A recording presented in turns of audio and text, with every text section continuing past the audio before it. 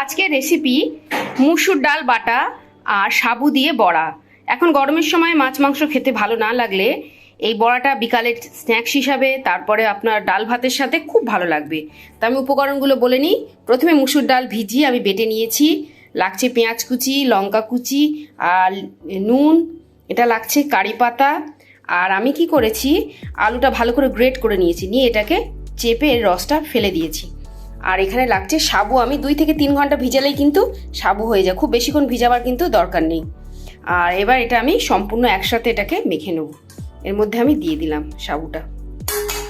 সাবুটা ভালো করে ভিজিয়ে আমি রসটা ঝরিয়ে রেখেছি। এবার সব একসাথে মেখে ফেলবো। এটা খেতে খুব সুস্বাদু হয়। সব একসাথে আমি এটাকে মেখে ফেলবো। এবার এর মধ্যে আমি দিয়ে দেবো এই যে আলুটা, এটা দিয়ে দেবো এর মধ্যে। খোসা শুদ্ধই আলুটা আমি ভালো করে গ্রেট করে নিয়েছি।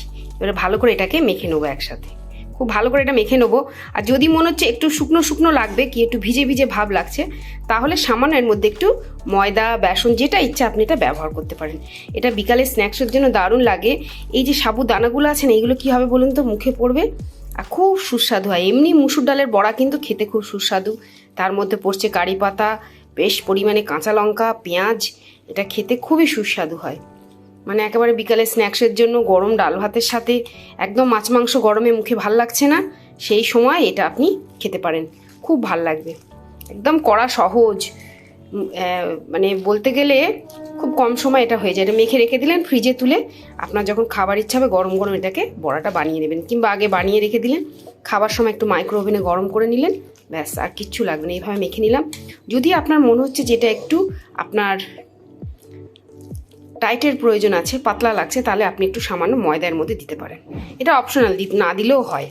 এটা মেখে কিছুক্ষণ রাখার পরে দেখবেন একদম সুন্দর একটা টাইট ভাব এসে গেছে। যদি মনে হয় ময়দা দেওয়াই যেতে পারে।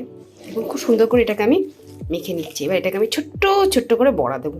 মানে যা অসাধারণ হয় না খেতে, ট্রাই করবেন, দারুণ লাগবে।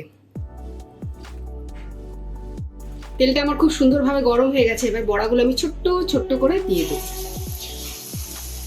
খুব বড় বড়া দেবো না, একদম ছোট ছোট।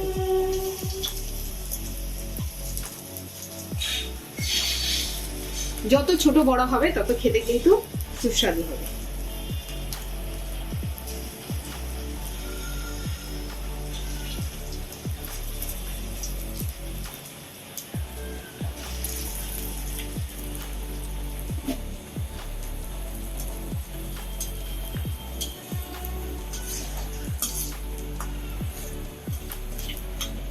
বিকালে চায়ের সাথেও খুব ভালো লাগবে, যেহেতু এর মধ্যে সাবু রয়েছে। দেখুন কত সুন্দর ফুলছে। ছোট্ট ছোট্ট বড়াগুলো কিন্তু বেশ বড় আকার নিয়েছে। বেশ লাল লাল করে এগুলোকে নামিয়ে নেব।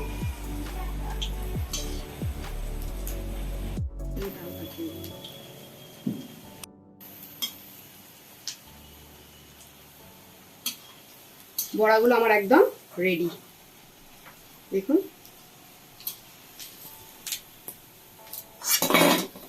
কি সুন্দর হয়েছে।